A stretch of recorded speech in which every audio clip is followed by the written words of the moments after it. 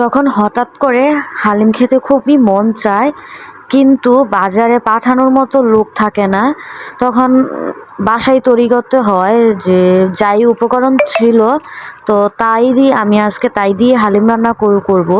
তো বাসায় ছিল হালিমের মশলার প্যাকেট ছিল, তারপর হচ্ছে ফ্রিজে মাংস ছিল ব্রয়লার মুরগি, তারপর হচ্ছে কক মুরগি। তো আমি দুইটাই মিক্স করে আজকে রান্না করেছি। তো প্রথমে আমি হালিমের যে প্যাকেট থেকে আমি ডাল বের করে ওইটা আমি গরম পানি দিয়ে 15 মিনিটের জন্য ভিজিয়ে রাখবো। তারপর আমি হালিমের যে মশলাটা ছিল মিক্স মশলাটা সেটা আমি একটা বাটিতে নিয়ে নিয়েছি, কিছুটা এক্সট্রা রেখে দিয়েছি আর কিছুটা মাংস কষানোর সময় দেব সেজন্য কিছুটা রেখে দিয়েছি, আর যে বাকিটা রেখে দিয়েছি সেটা রান্নার শেষে দেব। তো এক পর্যায়ে আমি এখানে যতটুক আদা বাটা, তারপর হচ্ছে পেঁয়াজ, তেজপাতা, তো যাই হোক আমি অনেক কিছু নাম জানি না বা মনে থাকে না।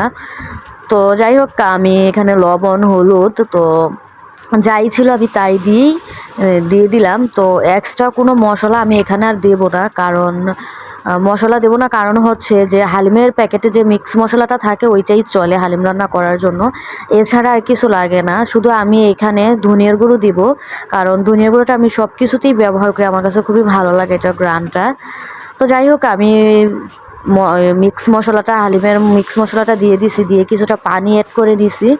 তো এখন এটা পেঁয়াজটা ভালোভাবে কষানোর পরে আমি যে মাংসটা এক্সট্রা কেটে রেখেছিলাম ছোট ছোট পিস করে, তো এখানে শুধু যে মাংসটা ছিল এরকম না, হাড়ও ছিল, যে দেশি মুরগির যে পাগুলা ছিল, তারপর হচ্ছে গলাগুলা ছিল, তো সেগুলো আমি দিয়ে দিছি। ডোন্ট মাইন্ড, আমি চলিত ভাষাভাবেই বলতেছি খুব সহজভাবে, কারণ যেহেতু বুঝতে সুবিধা হয়। তবে যাই হোক, তো এক পর্যায়ে আমার মাংসটা যখন কষানো হয়ে যায় তখন আমি এখানে ডালটা যে ভিজিয়ে রাখা হয়েছিল সেই ডালটা আমি এখানে দিয়ে দিছি।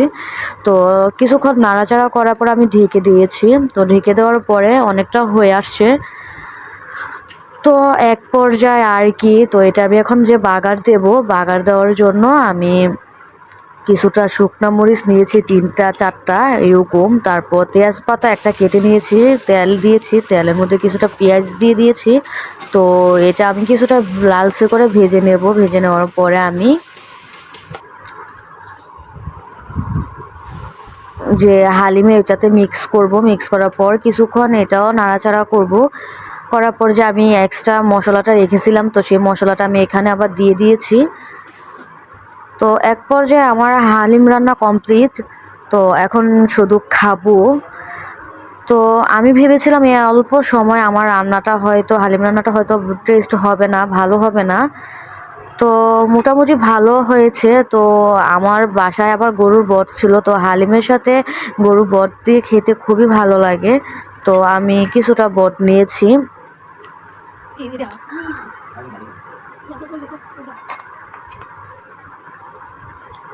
তো যাই হোক আর কি, রান্না করতে আমার